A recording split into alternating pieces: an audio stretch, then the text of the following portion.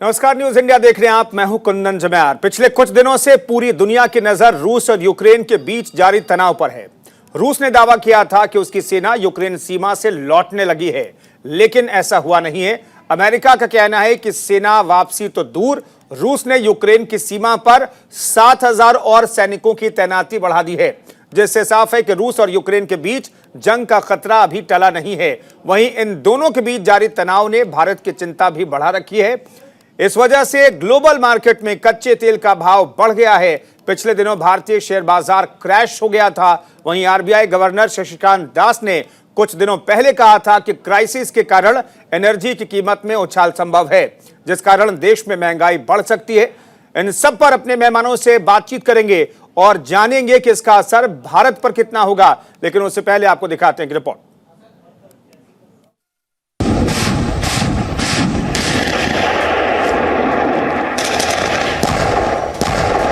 पिछले कुछ दिनों से दुनिया भर की निगाहें यूक्रेन रूस बॉर्डर पर लगी हुई हैं। दोनों देशों के बीच सैन्य तनाव बढ़ने से दुनिया के ऊपर तीसरे विश्व युद्ध का खतरा मंडरा रहा है। इस जंग का जोखिम सिर्फ पूर्वी यूरोप तक सीमित नहीं रह गया है, बल्कि अमेरिका और भारत भी इसकी आंच में झुलसने लगे हैं। दोनों देशों के बीच ताजा विवाद को नाटो से जोड़कर देखा जा रहा है। हालांकि इससे पहले 2014 में भी दोनों देशों के बीच संघर्ष हुआ था और उस वक्त रूस ने यूक्रेन के क्रीमिया पर कब्जा कर लिया था। बता दें कि यूक्रेन नाटो में शामिल होना चाहता है, लेकिन रूस ऐसा नहीं चाहता। रूस को लगता है कि अगर यूक्रेन नाटो में शामिल हुआ तो नाटो के सैनिक और ठिकाने उसकी सीमा के पास आकर खड़े हो जाएंगे। यही वजह है कि रूस ने यूक्रेन की सीमा के पास 1 लाख से ज्यादा सैनिक और हथियार तैनात कर दिए हैं।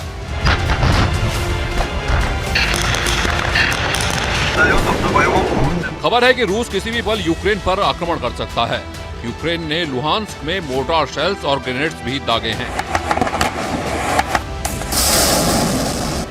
वहीं अमेरिका के राष्ट्रपति जो बाइडेन ने उपराष्ट्रपति कमला हैरिस को म्यूनिक कॉन्फ्रेंस में हिस्सा लेने के लिए भेजने की घोषणा की है।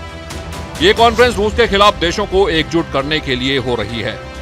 अब चर्चा के केंद्र में रूस के राष्ट्रपति व्लादिमीर पुतिन हैं। दुनिया भर में चर्चा अब पुतिन के चाल और चरित्र को लेकर हो रही है, क्योंकि पुतिन के चाल और चरित्र को समझना हर किसी के लिए हमेशा से ही बड़ी चुनौती रहा है। उनकी अगली चाल क्या होगी, इसका आकलन करना किसी के बस में नहीं रहा। व्लादिमीर पुतिन ने ऐलान किया है कि वो यूक्रेन की सीमा पर तनाव नहीं चाहते। यही कारण है कि वो रूसी सैनिकों को वापस बुला रहे हैं। यूक्रेन और रूस के बीच विवाद बढ़ने के कारण ग्लोबल मार्केट में कच्चे तेल का भाव बढ़ गया है। पिछले दिनों भारतीय शेयर बाजार भी क्रैश कर गया था। रिजर्व बैंक के गवर्नर शक्तिकांत दास ने भी कहा था कि क्राइसिस के कारण एनर्जी की कीमत में उछाल संभव है, जिस वजह से महंगाई बढ़ सकती है। एक्सपर्ट्स के मुताबिक अगर रूस और यूक्रेन के बीच विवाद बढ़ता है तो फ्यूल मूवमेंट पर असर होगा, जिसके कारण फिर से कच्चे तेल के भाव में उछाल आएगा। А сегодня мы видим инфраструктуру НАТО прямо у нашего дома. Более того, обсуждаются вопросы вступления Украины в НАТО. Говорят, как вы сказали, это не будет завтра. А когда? Послезавтра. А что это для нас меняет в исторической перспективе? Ровным счетом ничего. Мы слышим, что Украина не готова сегодня к вступлению в НАТО. यूक्रेन में करीब 18,000 भारतीय छात्र फंसे हुए हैं। इनमें से ज्यादातर वहां मेडिकल के छात्र हैं। छात्रों ने सरकार से मदद की गुहार लगाई है। इसी बीच नागरिक विमान मंत्रालय ने एक अहम फैसला लेते हुए भारत और यूक्रेन के बीच उड़ानों पर लगी पाबंदी को हटा दिया है। अब भारत और यूक्रेन के बीच कितनी भी उड़ानें उड़ सकती हैं। रूस और यूक्रेन के बीच जारी तनाव ने भारत की चिंता बढ़ा दी है। दुनिया भर के शेयर बाजारों में चौतरफा बिकवाली का आलम है। इस तनाव से भारत की इकोनॉमी और ट्रेड को नुकसान होने की संभावना बताई जा रही है। Bureau report, news India.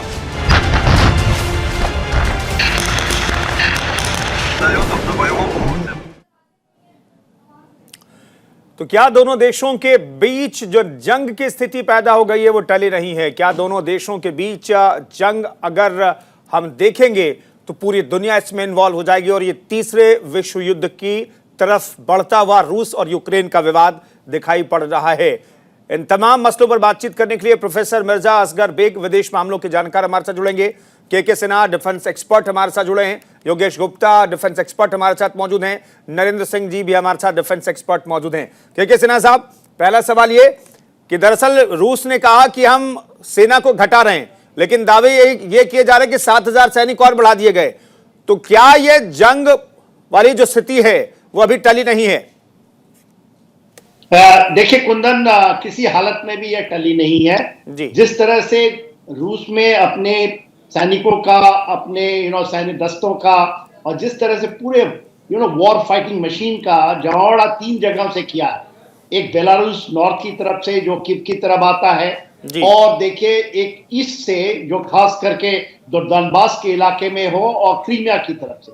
तो तीनों जगहों से उसके मेजर जमावड़े हैं। इसके अलावा देखिए 2 जो ब्लैक सी है, या द सी ऑफ एजॉन है, या बाल्टिक सी है, वहां पर भी उसके समुद्री बेड़े हैं, और वो पूरे जंग के लिए तैयार है। और इस खास करके जो वो दिखा रहा है, जो कर रहा है, जो उसकी वॉर ड्रिल चल रही है, और खास करके यूक्रेन के साथ में, वहां तो तकरीबन 50,000 सैनिक हैं जो जमीन पे लगे हुए हैं। वो किसी समय भी ये कार्रवाइयां कर सकते हैं। तो युद्ध का तो बहुत बड़ा खतरा है ही, और वो किसी तरह से भी कम नहीं हुआ है। ठीक है, जिस तरह से रशिया कहता है, रशिया के बहुत ज्यादा सिक्योरिटी कंसर्न हैं यूक्रेन को लेकर के, या वेस्ट की तरफ से, जिसमें जॉर्जिया भी शामिल है, या दूसरे देश हैं, एस्टोनिया है, लिथुआनिया है, लिथुआनिया है, मोल्डोवा है।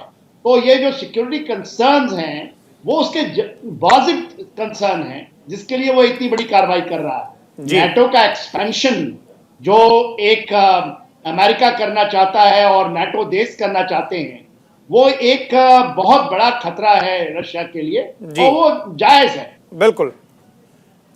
नरेंद्र सिंह साहब, एक चीज बताइए कि अगर ये युद्ध टला नहीं है अभी, तो फिर रशिया जो अपने रुख पर अडिग है, उसने आखिर क्यों कहा कि हम अपने सेना को घटा रहे हैं, हम जंग नहीं चाहते? ये प्रोपेगेंडा जो अमेरिका का प्रोपेगेंडा है, आखिर रशिया को ये क्यों कहना पड़ा? और ये कहते हुए कि हम सेना के डिप्लॉयमेंट घटा रहे हैं, ऊपर से डिप्लॉयमेंट बढ़ा दी गई, इसके पीछे की वजह क्या दिखती है आपको?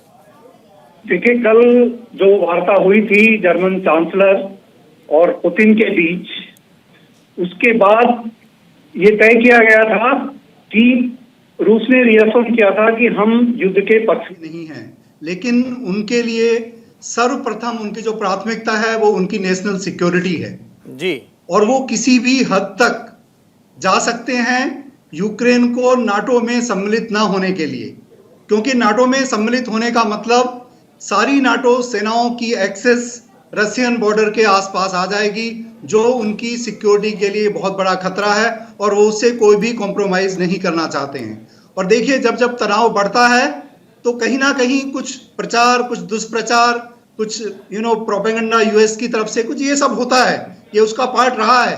वो एग्री थे, लेकिन अगर दूसरी तरफ कोई डेवलपमेंट नहीं होता है जी, तो वो किसी हद तक भी तैयार नहीं होंगे, जिस तरह की तैयारी उन्होंने की हुई है। जी योगेश जी, हमें समझाइए, ये जो स्थिति पैदा हुई है इसे दुनिया किस तौर पर देखे, और भारत के नजरिए से हम समझेंगे आगे, लेकिन दुनिया क्या चिंतित है? जो स्थिति अभी पैदा हुई है उससे क्या हम सबको, पूरी दुनिया को चिंता होने की जरूरत है?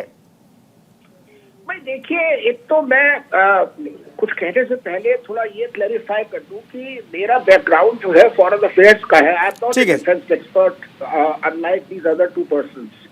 I am a foreign service, ex foreign service former ambassador. Okay, हाँ, कुछ मिसकम्युनिकेशन हो गया था, इसलिए मैंने कह दिया। ठीक है, हाँ कहिए। हाँ, दूसरी बात ये है कि मेरे एनालिसिस के हिसाब से ये जो मिलिट्री बिल्डअप रशिया ने किया है, इसका उद्देश्य जो है वो यूक्रेन पर और अमेरिका और जो उनके सहयोगी मुल्क है उनके ऊपर दबाव डालने का है। मुझे नहीं लगता कि इससे कोई बहुत बड़े लेवल की लड़ाई होने की पॉसिबिलिटी नियर फ्यूचर में है, एटलीस्ट अभी तो नहीं है। ये सब जो वो कर रहे हैं प्रेसिडेंट पुतिन, इन पर दबाव डालने के लिए कर रहे हैं कि वो अपनी बातें इनसे मनवाना चाहते हैं। तो जहां तक ये रशिया के सिक्योरिटी कंसर्न्स का मसला है, तो दो बातें उन्होंने कही है कि भाई एक तो ये है कि नेटो जो है वो ईस्टर्न यूरोप से हटाई जाए, और दूसरा ये है कि यूक्रेन में जो है वो यूक्रेन के बारे में उन्हें गारंटी दी जाए कि इस तरह का वो नेटो में यूक्रेन को नहीं शामिल करेंगे। जी।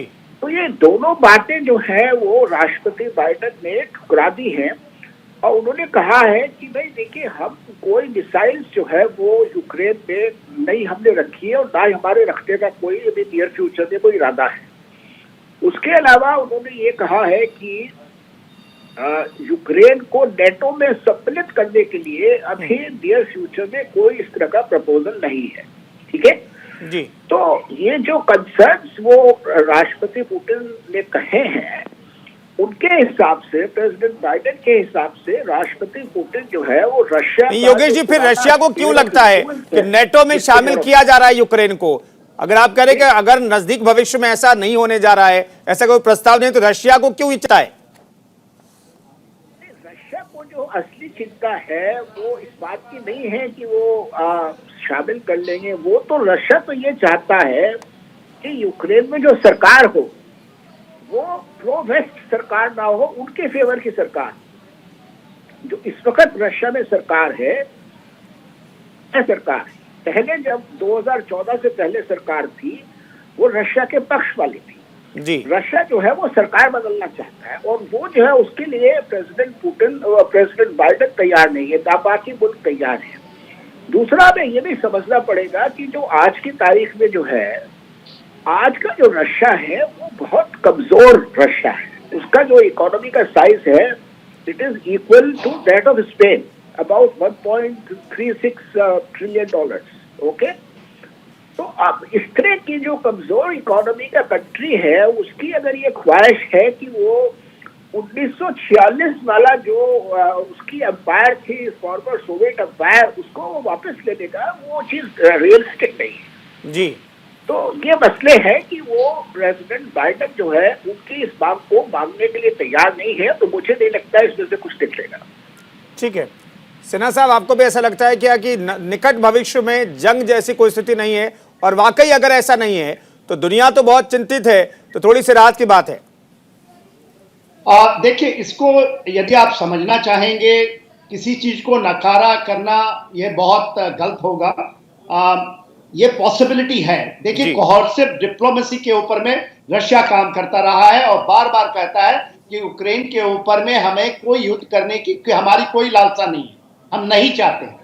उन्होंने एक डिमांड दिया है, जो रिटन में गारंटी चाहिए था उन्हें यूनाइटेड स्टेट्स अमेरिका से, कि आप यूक्रेन और जॉर्जिया नाटो में शामिल नहीं करें। जी। इसके ऊपर में रिटन गारंटी थी। देखिए, यदि आप 91 के दशक का लें, जब गोर्बाचोव जब ये विघटन हुआ यूएसएसआर का, तो ये कहा गया था, ये रिटर्न नहीं था मगर ये गारंटी थी कि कोई भी देश जो पुराने सोवियत संघ के हैं उनको नाटो में नहीं शामिल किया जाएगा। 2004 में इस्टोनिया को शामिल किया गया, लिथुआनिया को शामिल किया गया, लिथुआनिया को शामिल किया गया, तो ये शामिल हुए हैं। जॉर्जिया के ऊपर में भी वो शामिल करने की चाह रखते हैं। देखिए, आज का समय क्या है, पुतिन साहब को अमेरिका भी इसी तरह कहता है कि वो एक टैक्टिकल अब थिंकिंग वाले ऑफिसर हैं जिनको स्ट्रेटेजिक ज्ञान नहीं है। मगर 2008 में उसकी स्थिति बहुत ज्यादा अच्छी नहीं थी आर्थिक। उन्होंने जॉर्जिया के ऊपर किया कार्रवाई जी, ये कार्रवाई 2008 में हुई है, और वो उस समय था जब 2008 में ओलंपिक्स चल रहा था चाइना में, और आज भी वही है कि ओलंपिक्स का गेम का एक डेट आता है। मगर इसको आप नकारा ना करें कि नहीं, हम मुझे भी उम्मीद है कि नहीं करेंगे, क्योंकि जो भी कार्रवाइयां हो रही हैं वो एक तरह का आपका कोऑर्डिनेटिव डिप्लोमेसी के लिए जो मिलिट्री बिल्डअप है उसका है। लोग बात मानते हैं फिर पीछे चले जाते हैं। अमेरिका भी कहता है, जैसे अभी अम्बेसडर साहब बता रहे थे, आज ही बयान आया है वहां के प्रेसिडेंट का या यूक्रेन के प्रेसिडेंट का कि हमें जनमत संग्रह कराने लेनी चाहिए थी कि हमें नेटो में ज्वाइन करना है कि नहीं जी। कभी वो दिखाते हैं कि नेटो में ज्वाइन नहीं करेंगे, कभी वो दिखाते हैं जैसे रशिया पीछे हटता है फिर वो बड़ी बातें करने लगते हैं। और फिर देखिए, आज के दिन में अमेरिका में भी जो बाइडेन साहब हैं वो दिखना चाहते हैं अफगानिस्तान में जो हुआ, जो उनकी ढिलाई दिखाई गई, उनका कमजोरपन दिखाई दिया, वो दिखाना चाहते हैं कि हम मजबूत हैं, ये बिल्कुल। और पुतिन साहब दिखाना चाहते हैं हम मजबूत हैं, और कौन अपनी बातों को रखवाएगा वो इंपॉर्टेंट है। देखिए एक बात मैं 5 सेकंड और लूंगा, ठीक है। देखिए इसके अंदर में नॉर्मंडी फॉर्मेट का जरा ध्यान देखिए। फ्रांस एंड जर्मनी, आप यूके को छोड़ दें, यूके तो हिस्टोरिया कर रखा है कि कल ही वार हो जाएगा, वो तो कल का डेट दे रखा था, मगर इसको छोड़ दीजिए तो आपको फ्रांस एंड जर्मनी जाके जो मोर स्टेबल है, मोर फ्रैगमेंटिंग है, उनके अनुसार जिस तरह से वो कर रहे हैं तो शायद वॉर की संभावना नहीं है। जो नॉर्मंडी फॉर्मेट के अनुसार मिन्स्क का जो एकॉर्ड है उसको रशिया मानने के लिए तैयार नहीं है। तो ये जो डॉनबास का इलाका है, जो वो खास करके जहां पर 30% रशियंस हैं, वहां पर उन्होंने एक बिल ले आए हैं। बिल को अभी पुतिन साहब ने नहीं साइन किया है। लसांका और डैनसक का इलाके को वो चाहते हैं कि इंडिपेंडेंट कंट्री बन जाए, ये एक वो डिक्लेयर कर दें, तो फिर उस हालात में कुछ ना कुछ तो होगा। बिल्कुल, उस हालात में कुछ ना कुछ होगा। प्रोफेसर मिर्जा असगर बेग भी हमारे साथ जुड़ गए। बेग साहब, क्या ये लगता है कि रशिया का जो ये प्रेशर टैक्टिक्स है और इसके इतर जंग वाली सिचुएशन हम नहीं देखेंगे? देखिए, ऐसा कि मेरी समझ से जंग की कोई पॉसिबिलिटी नहीं है, लेकिन दोनों पार्टी जो है, खासतौर से रशिया जो है, वो अपनी सिक्योरिटी के लिए कंसर्न है। कोई भी कंट्री कंसर्न होता है, और जो बड़ा पावर है, और वो एक तरह की टग ऑफ वॉर चल रही है रशिया और अमेरिका या अमेरिका के ग्रुप के बीच, जिसमें दोनों पार्टीज दिखाना चाह रही हैं कि साहब हम ज्यादा पावरफुल हैं या हमारी बात मान ली जाए। अब दोनों के परसेप्शंस इस सिचुएशन में अलग अलग हैं। रशिया का परसेप्शन ये है कि यह हमारा इमीडिएट नेबरहुड है और इसमें हमारी डोमिनेंस होनी चाहिए, हमारा कंट्रोल होना चाहिए और हमारी सिक्योरिटी थ्रेट नहीं होनी चाहिए।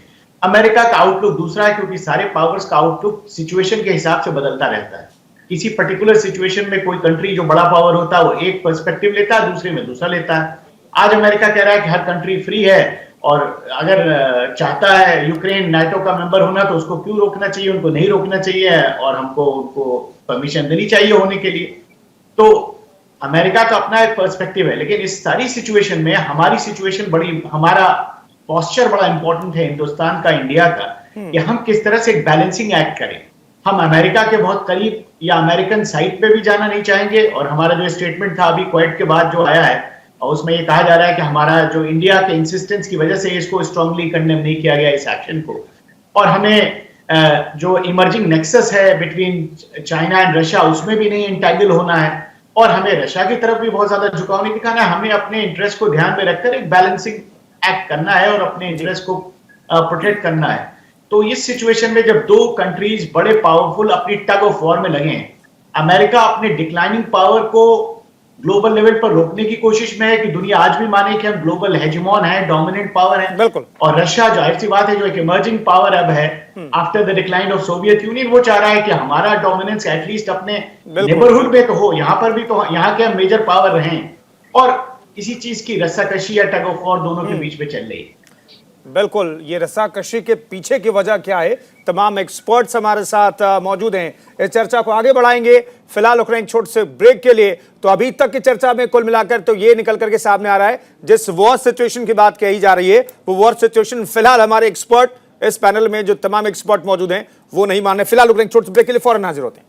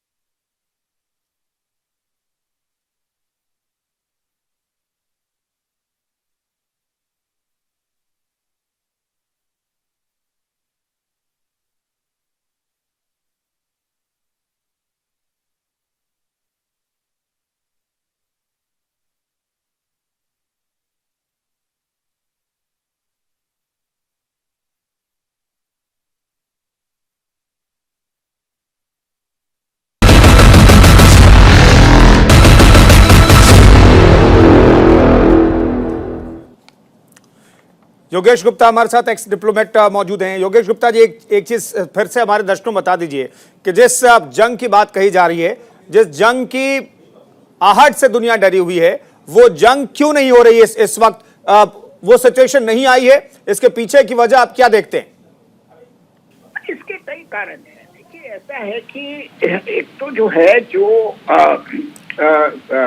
रूस जो है उसकी जो इकोनॉमिक स्थिति है जी, वो बहुत कमजोर है। अगर मान लीजिए उसने जंग में उसने शुरुआत की तो राष्ट्रपति बाइडेन और यूरोप के कंट्रीज जो है उन पर कॉम्प्रिहेंसिव सैंक्शंस लगाने की बात कर रहे हैं, और जो मुल्क जो है रशिया को सपोर्ट करेंगे उनके ऊपर सेकेंडरी सैंक्शंस लगेगी जी।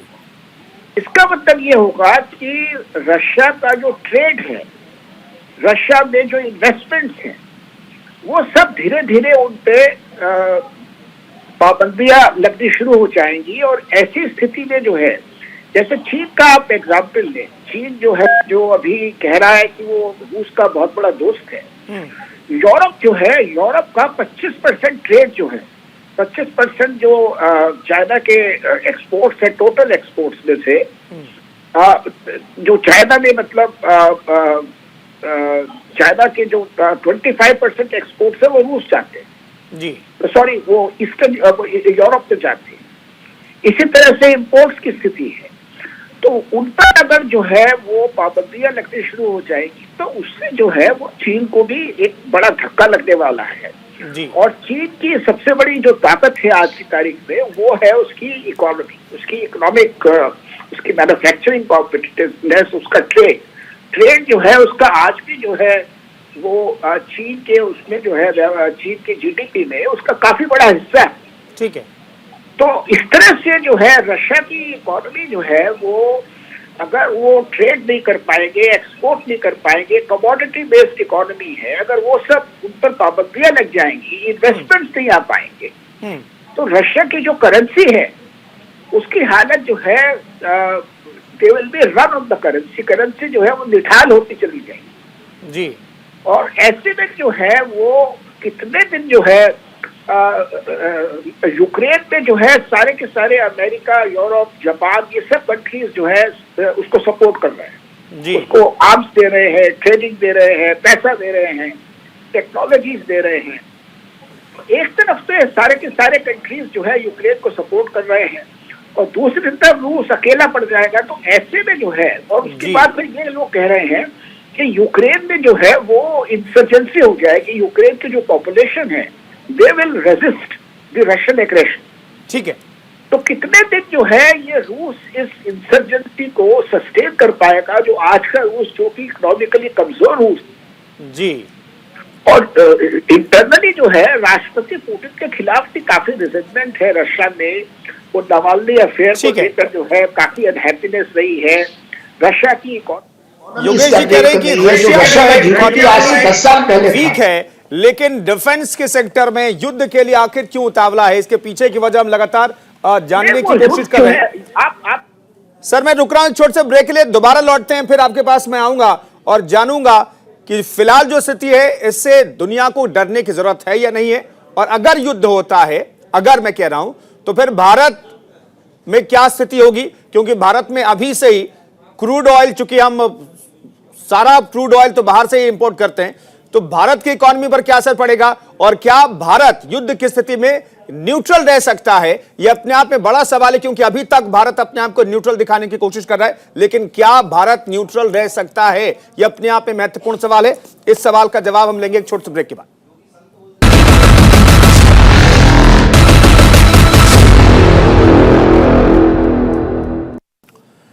यूक्रेन और रूस के बीच विवाद बढ़ा और स्थिति ऐसी बन गई कि ऐसा लगा कि आज नहीं तो कल से जंग शुरू हो जाएगी।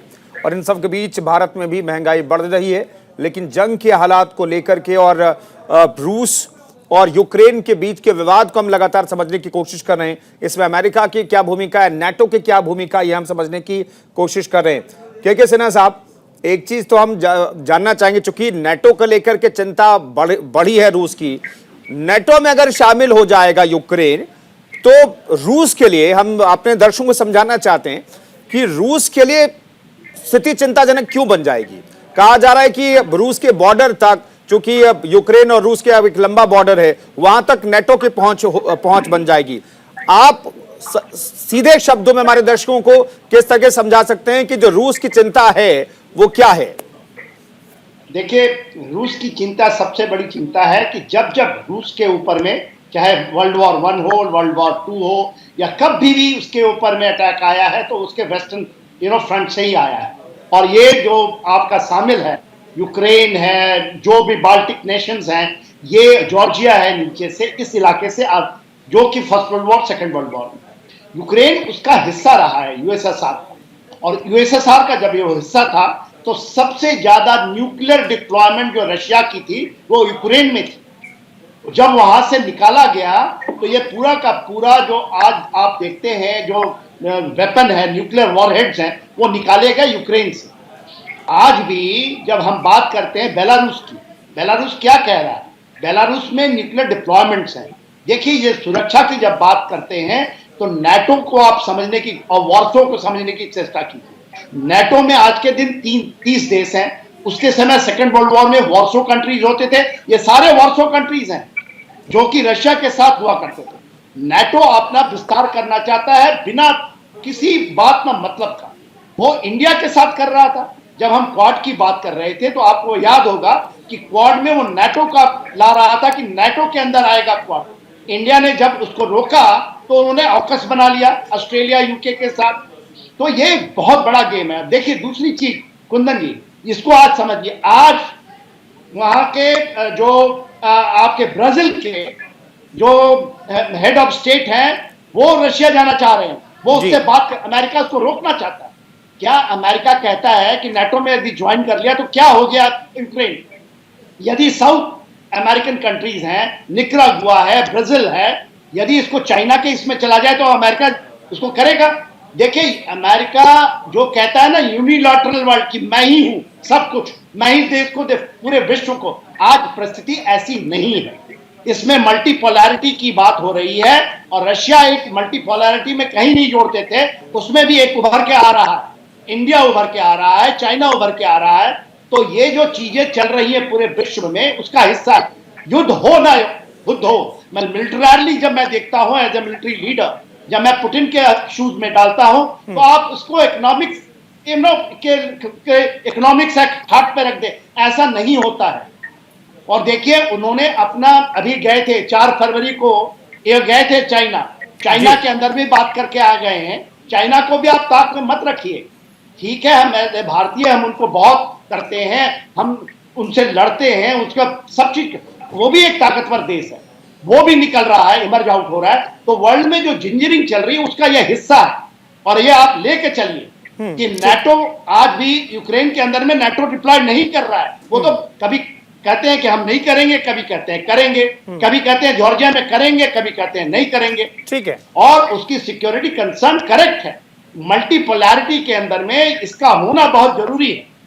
जी नरेंद्र सिंह साहब, युद्ध की स्थिति में अगर हम यूक्रेन और रशिया को देखें, हालांकि 24 गुना ज्यादा बढ़ा है रशिया यूक्रेन से, साइज के हिसाब से देखें तो सेना भी बढ़ी है। कहां स्टैंड करता है यूक्रेन? अगर हम नाटो को अलग रखें, अमेरिका को अलग रखें, तो फिर भी अगर हम दोनों सेनाओं को, दोनों की ताकत को अगर हम कंपेयर करें तो यूक्रेन कहां खड़ा होता है रशिया के सामने? देखिए, सिन्हा साहब ने बहुत क्लियर बताया है और मैं उससे पूरी तरह सहमत हूँ कि जो यूक्रेन जब रशिया का, जब यूएसएसआर का पार्ट होता था तो यहाँ पर बहुत ही उनकी जो इंस्टॉलेशन थी, न्यूक्लियर फैसिलिटीज थी, मिसाइल सिस्टम थी, बहुत कुछ, उनका डिफेंस का बहुत बड़ा बेस होता था। लेकिन सब कुछ यहाँ पे काफी कुछ जाने के बाद अब जो क्षमता है, देखिए जैसा कि योगेश जी ने कहा कि रशिया की जो इकोनॉमी है वो बहुत अच्छी नहीं है। इसमें कोई शक नहीं है कि इकोनॉमिक फ्रंट पर रशिया आज बहुत आगे नहीं है। लेकिन हम इस बात को बिल्कुल नहीं बता सकते, जैसा कि आपने कहा है, कि रशिया आज भी मिलिट्री पावर में दुनिया में अगर नंबर 1 को अगर यूएस को कोई कंपटीशन दे सकता है और उसकी क्षमता है हर तरह से, चाहे वो एयर कैपेबिलिटी हो, डिफेंस हो, आर्मी हो या नेवी हो, रूस ही दूसरे नंबर पर आता है। और यूक्रेन कभी भी अगर आप नाटो को निकाल दें तो यूक्रेन कहीं भी रशियन फोर्सेस के आगे नहीं टिक पाएगा किसी तरह से भी जी। और जो ये जो कर रहे हैं, जिस तरह की जो प्रेशर टैक्टिक्स चल रही है, जो यूएस जिस तरह का अपना रोल यूएस से जिस तरह का अपना रोल दिखाना चाहता है कि हम ही हर जगह इंटरफेयर कर सकते हैं और करा सकते हैं, तो ऐसे में पुतिन बिल्कुल भी झुकने वाले नहीं है। ठीक है, क्योंकि उन्हें भी अपने देश की फ्यूचर सिक्योरिटी और सिक्योरिटी कंसर्न का पूरा ध्यान है, तो बहुत टफ लीडर है। ठीक है, वो आसानी से सिर्फ इकोनॉमिक रीजन की वजह से और टेम्परेरी इकोनॉमिक सिचुएशन की वजह से और आने वाले टाइम में कुछ और टाइम के लिए अगर सैंक्शन लग जाते हैं तो देखिए, जैसा मैंने कहा है सिन्हा साहब ने कि जो वार्ता कंट्री थे, जितना भी ईस्टर्न यूरोप था, वो सारा रशियन वार्ता पैक्ट में ही होता था, रशिया के साथ होता था। अगर वो धीरे धीरे जाकर सारा एनक्रोच करना चाहेंगे तो रशिया उसे बर्दाश्त नहीं करेगा और कहीं विदस्टैंड नहीं कर पाएगा। ठीक है, योगेश गुप्ता जी, एक चीज बताइए, भारत का स्टैंड अभी इस कॉन्फ्लिक्ट के बीच भारत का स्टैंड क्या रहा है? और अगर युद्ध वाली स्थिति, अगर मैं कह रहा हूं कि दोनों देशों के बीच युद्ध वाली स्थिति पैदा होती है, तो क्या भारत न्यूट्रल रह सकता है? योगेश जी, कोशिश तो करेंगे हम न्यूट्रल रहने की, पूरी कोशिश करेंगे न्यूट्रल रहने की, लेकिन इसमें दिक्कतें आ सकती हैं क्योंकि जो हम मान लीजिए अगर सेक्शंस और सेकेंडरी सैंक्शंस वगैरह लग जाती हैं तो हमारे लिए रूस से आर्म्स खरीदने में दिक्कत हो सकती है। इसी तरह से हमारे लिए रूस से जो है जो भी हम इंपोर्ट्स करते हैं या जो भी हम ट्रेड करते हैं उसमें दिक्कतें आ सकती है। तो अब इसका इम्पैक्ट तो पड़ेगा, भारत पर भी पड़ेगा और मुल्कों में पड़ेगा। और लेकिन मैं एक बात और स्पष्ट कर देना चाहता हूँ कि ये जो लोग बैलेंसिंग की बात कर रहे हैं आज की तारीख में, क्योंकि हमारा जो प्राइमरी थ्रेट है इंडिया की इस वक्त वो चीन से है और चीन की थ्रेट को मीट करने के लिए हमें अमेरिका, जापान, यूरोप, जिन मुल्कों के साथ जो है ज्यादा मजबूत रिश्तों की जरूरत है। तो ये जो बैलेंसिंग की बात कर रहे हैं आज की तारीख में, हमारी जो स्ट्रेटेजिक नीड्स है वो अमेरिका से बहुत ज्यादा है रूस के कंपैरिजन। तो ठीक है, हम न्यूट्रल रहने की कोशिश करेंगे क्योंकि रूस हमारा एक पुराना मित्र है, लेकिन जहां तक हो सकता है हम अपने जो रिश्ते अमेरिका के साथ हैं उनको भी हम खराब नहीं होने दें, ना हमें होने देना चाहिए। तो ये जो हमारी इंडिया की स्ट्रेटेजिक नीड्स है उसका हमें ध्यान रखना पड़ेगा। ये सेंटिमेंटलिज्म और इमोशनलिज्म से काम नहीं चलने वाला है। जी, प्रोफेसर मिर्जा असगर साहब, भारत के सामने क्या चाइना और रशिया को लेकर के धर्म संकट है, जो मौजूदा स्थिति है, न्यूट्रल रहने की जब हम बात करते हैं, न्यूट्रल रहने की जब हम मजबूरी की बात करते हैं, तो क्या भारत के सामने कोई धर्म संकट है क्या? चाइना और रशिया को अगर हम रिलेशन को देखें, दोनों देशों के बीच रिलेशन को देखें तो देखिए, मेरी समझ से धर्म संकट का इशू नहीं है। इंडिया ने अपनी जो स्ट्रैटेजिक ऑटोनॉमी का एक प्रिंसिपल लिया है वो बहुत इंपॉर्टेंट है कि हम हर इशू को या हर कंट्री से अपने रिलेशंस को इंडिपेंडेंटली देखेंगे जी। वो डीकपल्ड होगा, डिसोसिएटेड होगा हमारे दूसरे कंट्री के रिलेशन से। तो जरूरी नहीं है कि दो कंट्रीज इंटरनेशनल लेवल पर एक दूसरे से बहुत अच्छे रिलेशंस ना हो तो हम एक के दुश्मन हो और दूसरे के दोस्त हो जाएं। हमारे दोनों से एक रीजनेबल रिलेशंस हो सकते हैं। लेकिन ये क्या ये प्रैक्टिकल है सर? लेकिन क्या ये प्रैक्टिकल है? जी, मैं बता रहा हूं आपको कि कैसे प्रैक्टिकल है। हमने कई रिलेशंस को डीकपल किया है। जैसे फॉर एग्जांपल रिसेंटली हमारी गवर्नमेंट ने हमारे जो रिलेशंस थे पैलेस्टीनियन से और इजरायली स्टेट से उसको डीकपल किया है कि इंडिया के रिलेशंस दोनों से होंगे। तो हम उस पुराने माइंडसेट पर नहीं चल रहे हैं कि एक से होंगे तो दूसरे से नहीं होंगे। अब यहां पर आप देखिए कि हमारे ट्रेडिशनल डिफेंस रिलेशंस बहुत अच्छे सोवियत यूनियन से थे फॉर्मर और रशिया से हैं। और रशिया ने जिस लेवल की टेक्नोलॉजीज हमें सप्लाई की है डिफेंस की, उस दूसरे किसी कंट्री ने नहीं की है और उस हद तक जाके करी। तो वो हमारी डिफेंस नीड्स को काफी हद तक फुलफिल करता है। और अमेरिका ऑब्वियसली एक डोमिनेंट पावर है और उससे भी हमारी बड़ी डिफेंस और बिजनेस नीड्स हैं, जैसे अभी कहा गया, वो भी इंपॉर्टेंट है। तो हम दोनों कंट्री से रिलेशंस रखते हैं और उसको हम कैलिब्रेट करने की कोशिश करेंगे। लेकिन ऑब्वियसली अगर कोई कॉन्फ्लिक्ट की सिचुएशन होती है, जो मेरी समझ से पॉसिबल नहीं है, क्योंकि आज की दुनिया में कोई भी कंट्री लड़ाई जीतता नहीं है, दोनों हारते हैं। एक कम हारता है, एक ज्यादा हारता है। वो जमाना चला गया जब एक कंट्री जीतता था और दूसरा हार जाता था जी। तो ऐसी सिचुएशन में तेल के दाम बढ़ जाएंगे, हमारी इकोनॉमी पे असर पड़ेगा, वो सब पे पड़ेगा। तो इंडिया उसमें अकेला नहीं है कि हम अकेले उसमें सफर करने वाले हैं जी। तो ये सिचुएशन मेरी समझ से इमर्ज करेगी। योगेश गुप्ता साहब, मैं ये जानना चाहता हूं कि अभी कहा जा रहा अभी से ही भारत पर इम्पैक्ट पड़ना शुरू हो गया है, किस हद तक ये जंग भले ही ना हो, जंग की सिचुएशन बनी रहे, अगले 10 दिन 15 दिन सिचुएशन बनी रहे, ये मैं कह रहा हूं, तो फिर भारत की इकोनॉमी पर क्या असर पड़ेगा? क्योंकि हमने पिछले 2 दिनों में देखा हमारा जो सेंसेक्स है, निफ्टी है, वो क्रैश कर गया एक तरीके से, लाखों करोड़ रुपए निवेशकों के जीरो हो गए। तो क्या इम्पैक्ट पड़ेगा भारत की इकोनॉमी पर सर? भाई देखिए, अभी जो लेटेस्ट स्टेटमेंट्स राष्ट्रपति पुतिन ने दिए हैं और उन्होंने कहा है कि मैं डिप्लोमेटिक ऑप्शंस को एक्सप्लोर करूंगा, और जो है वो रूस ने तो अभी तक यही मेंटेन कर रखा है कि हम कोई इन्वेजन नहीं करने का हमारा कोई ऐसा इरादा है जी। और दूसरी तरफ जो फ्रांस के और जर्मनी वगैरह के जो लीडर्स हैं, और भी जैसे जापान के लीडर्स भी इनसे बात कर रहे हैं, तो ऐसा लगता है कि ये मुल्क कोशिश कर रहे हैं कि भाई कोई ऐसा सोल्यूशन निकल जाए, एक फेस सेविंग या एक जो भी मतलब कहे कि जो इन सब मुल्कों के जो कंसर्न है उसको मीट कर ले। तो कोशिश तो हो रही है कि ये कोई पीसफुल सोल्यूशन निकल जाए। तो एकदम से अभी तो इतना परेशान होने वाली सिचुएशन नहीं है, लेकिन ये है कि यहाँ अगर ये पीसफुल जो बातें हैं, पीसफुल सोल्यूशन की जो बातें हैं, अगर ये किसी वजह से नाकामयाब हो जाती हैं तो फिर थोड़ा सा सिचुएशन खराब हो सकती है। लेकिन फिलहाल जो इस वक्त आज की तारीख में सिचुएशन है उसके हिसाब से तो चीजें जो है थोड़ा पीसफुल, स्टेबल और कंस्ट्रक्टिव है, तो इतनी घबराने वाली बात नहीं है। ठीक है, के सिन्हा साहब, मुझे एक चीज बताइए, अब का दौर जो है वो मिसाइल का दौर है, फाइटर जेट्स का दौर है। अगर युद्ध होता है, मैं अगर जोड़ रहा हूं, अगर युद्ध होता है तो नाटो देश हो या फिर अमेरिका हो, जो यूक्रेन के साथ खड़े होने की कोशिश कर रहे हैं, दिखा रहे हैं, अगर युद्ध होता है तो कैसे यूक्रेन की मदद करेंगे? रूस के खिलाफ जो लोग खड़े दिखाई दे रहे हैं, किस तरीके से मदद होगी? देखिए कुंदन साहब, इस चीज को समझिए कि जो आज का युग है उसमें आपने कहा कि ये ड्रोन्स का है, एयर अटैक, एरियल पार का है, मगर ये आप ये इनिशियल फेजेस ऑफ ऑपरेशंस में चलते हैं मिलिटरीली। फाइनली जो होता है ओवररन किसी कंट्री को, जो कि रशिया के लिए बहुत इजी है, 1 वीक से ज्यादा समय नहीं लगेगा उसको कीव में पहुंचने के लिए। और आप ये लेकर चलिए, कोई भी नेटो देश जो है, जो कह रहे हैं उन्होंने 7,000, 2,000, 1,000, ये इसको रोक पाएंगे? उनके देखिए 12 आर्मी है, 11 आर्मी वहां लग चुकी है, उसकी अनप्रेसिडेंटेड बिल्डअप है, इसको कोई नहीं रोक पाएगा। और ये 1979 मत लें, जब अफगानिस्तान में रशिया आया था और उसका विघटन हुआ था।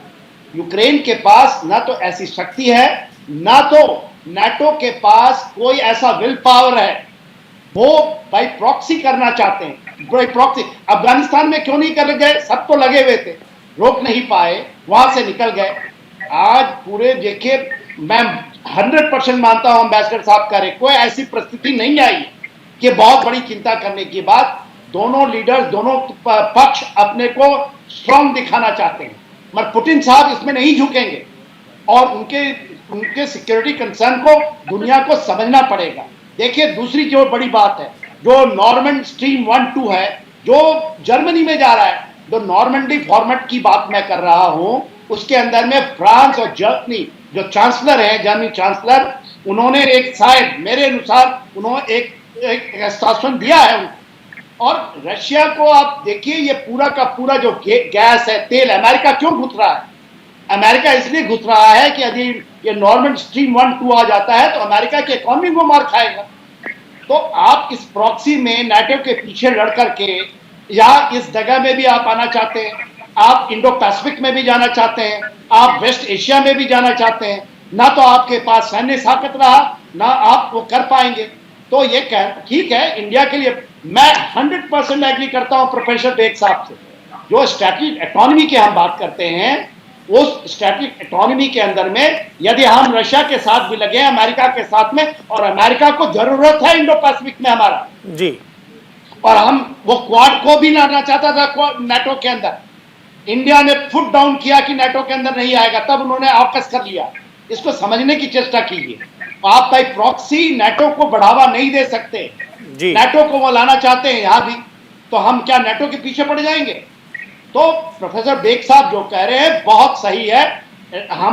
हम भी बहुत बड़ी शक्ति के रूप में उभरने वाले हैं। और ये जद्दोजहद ये कल की नहीं है, ये आने वाले समय की है। आज से 5 साल 10 साल बाद की है।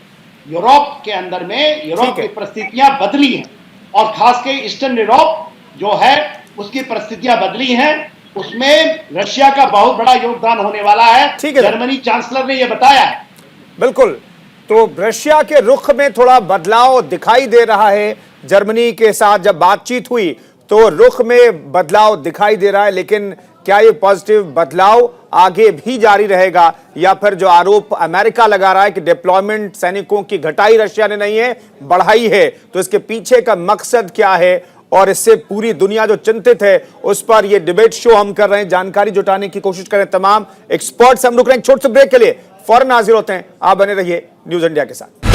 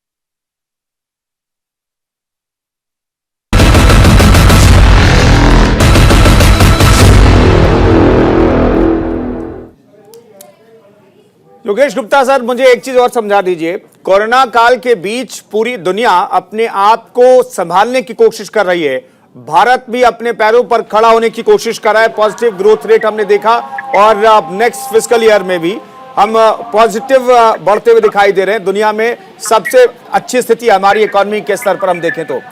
ऐसे में जंग के हालात जो पैदा हो गए, क्या भारत के लिए इकोनॉमिकली, मैं पूछ रहा हूं, भारत के लिए और पूरी दुनिया के लिए बहुत ऑकवर्ड सिचुएशन पैदा कर रहा है ये युद्ध वाली स्थिति?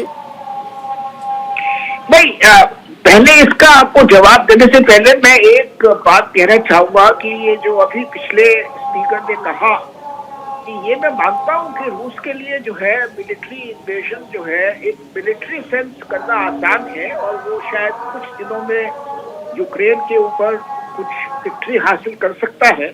लेकिन समस्या वो नहीं है। समस्या ये है कि उसके बाद जब वहाँ इंसर्जेंसी डेवलप हो जाए, उसके बाद जब वहाँ के लोग उससे अपोज करें, उसके बाद जब वहाँ के लोग रूस के खिलाफ हो जाए, तब क्या करेगा? दूसरी बात, किस तरह का संदेश जो है, योगेश जी आपकी आवाज बहुत कम आ रही है, उनमें जाता है कि जो उनके स्लाव कम्युनिटी के लोग हैं उनको वो मार रहा है। किस तरह से जो है रूस समझाएगा जब उसके अपने लोग जो है डेड बॉडीज वापस जाएगी?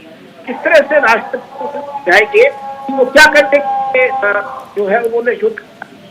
जहाँ तक इकोनॉमी की बात है तो मुझे नहीं लगता कि अभी एक कॉन्फ्लिक्ट होने का है, और कोशिश, पीसफुल अप्रोचेस, पीसफुल की कोशिश कर रहे हैं। तेल के भावों पे हाँ एक उछाल आया है, लेकिन अगर ये स्थिति दब जाती है तो वो उछाल भी जो है वो कंटेन हो जाएगा। तो काफी कुछ इस पर निर्भर करेगा कि आगे की सिचुएशन कैसे डेवलप होती है। आज की तारीख में जो स्थिति है उसके हिसाब से जो डिप्लोमेटिक अप्रोचेस है उनको काम करने के लिए स्पेस मिल रहा है, और हम उम्मीद कर रहे हैं कि भाई इन ये डिप्लोमेटिक एफर्ट्स जो है दिस विल सक्सीड। जी नरेंद्र सिंह साहब, ये तो न्यूक्लियर वेपन का दौर है और न्यूक्लियर वेपन से पूरी दुनिया आमतौर पर डरती है। सीधे युद्ध हो, ग्राउंड लेवल पर युद्ध हो तो शायद ना डरे दुनिया, पूरी दुनिया ना डरे, लेकिन न्यूक्लियर पावर है रशिया और उसके पास कहा जाता है सबसे ज्यादा न्यूक्लियर वॉरहेड है। मैं ये जानना चाहता हूं कि अगर जंग वाली स्थिति पैदा हुई, दोनों देशों के बीच युद्ध हुआ, तो ये युद्ध कहां जाकर के रुकेगा, इसे लेकर के बड़ी चिंता की बात है। लोग इसे लेकर के सबसे ज्यादा चिंतित हैं। तो मैं ये पूछ रहा हूं कि आम लोग ये पूछते हैं, हमसे ये पूछते हैं कि क्या स्थिति है वहां पर, तो हम लोग भी जवाब नहीं दे पाते कि आखिर जंग हुआ, जंग वाली स्थिति पैदा हुई तो कहां पर जाकर के ये युद्ध रुकेगा। देखिए कुंदन जी, मैं आपको बता दूं कि जहां तक मेरा अपना मानना है, परिस्थिति देखते हुए, कि कोई बहुत बड़े युद्ध की संभावना नहीं है, लेकिन इतना भी मुझे लगता है कि रूस किसी कीमत पर भी झुकेगा नहीं, और अगर जरूरत पड़ी और अगर रूस थोड़ा सा भी बल प्रयोग करेगा तो यूक्रेन को ही नुकसान होगा। और डायरेक्ट कन्फ्रंटेशन में भले ही दूर से बोल रहे हों, भले ही 5000 पैराट्रूपर्स भेज दिए हों, लेकिन अभी तक किसी की हिम्मत नहीं हुई है, नाटो या इंक्लूडिंग यूएस, कि वो रशियन बॉर्डर के आसपास 150 किलोमीटर में भी अपनी सेनाएं भेज सकें। उन्हें उनकी क्षमताओं का आकलन है। प्रेशर टैक्टिक से एक दूसरे को प्रेशर करके ही वो विड्रॉ करना चाहते हैं। यूएस भी अपनी असर्टिवनेस दिखाना चाहता है, लेकिन पुतिन आज की इस विश्व में सभी जितने भी लीडर्स हैं और including military leaders, he is the toughest person, और वो अपने नेशनल इंटरेस्ट में झुकेंगे नहीं। जी, और ठीक है सर, उनकी चिंताएं क्या हैं। ठीक है, पुतिन झुकने वाले नहीं। बेग साहब, मुझे 30 सेकंड में जवाब अगर दे सकते हैं तो प्लीज। भारत पर क्या इम्पैक्ट हो रहा है अभी, और अगर युद्ध हुआ तो क्या इम्पैक्ट पड़ सकता है। देखिए, कोई भी अगर युद्ध होता है तो पूरी विश्व भारत में जो भी इम्पैक्ट होगा वो ज्यादातर इकोनॉमिक ही है, जिसकी बात हम लोग पहले भी कर चुके हैं। जाहिर सी बात है, क्रूड का रेट बढ़ रहा है, थोड़ा और बढ़ सकता है अगर सप्लाईज डिस्टर्ब हो तो भारत की इकोनॉमी पे जाहिर सी बात है तेल का रेट बढ़ेगा तो बहुत ज्यादा असर पड़ जाएगा। लेकिन एक छोटी सी बात मैं ऐड कर दूं कि अगर ये कॉन्फ्लिक्ट ज्यादा बढ़ा या ये टेंशन ज्यादा बढ़ा तो यूरोप की इकोनॉमी पे ज्यादा असर पड़ने जा रहा है, क्योंकि यूरोप की करीब 40% जो गैस है वो रूस से आती है। तो अभी आप देखिएगा कि जो अलायंस बड़ा अच्छा लग रहा है अमेरिका और सारे ग्रुप का, धीरे धीरे इसमें विघटन होने लगेगा, और सबसे पहले टूटने वाले देश होंगे फ्रांस और जर्मनी जी, क्योंकि वो अमेरिका के इस चौधराहट के खेल में मुस्तकिल इन्वॉल्व नहीं होने वाले, और फिर वो अलायंस ब्रेक कर सकता है। ठीक है, बहुत बहुत शुक्रिया प्रोफेसर मिर्जा, मेजर जनरल के सिन्हा साहब, योगेश गुप्ता जी और नरेंद्र सिंह साहब, बहुत बहुत शुक्रिया। तो हमने समझने की कोशिश की जो स्थिति यूक्रेन और रूस के बीच पैदा हुई है, उसके युद्ध हुए नहीं हुए, कौन युद्ध के लिए उकसा रहा है वाकई में, और वहां की स्थिति क्या है, ये हमने समझने की आज इस चर्चा में कोशिश की है। फिलहाल इस खास पेशकश में इतना ही, रुकेंगे एक छोटे से ब्रेक के लिए। आप बने रहिए न्यूज इंडिया के साथ।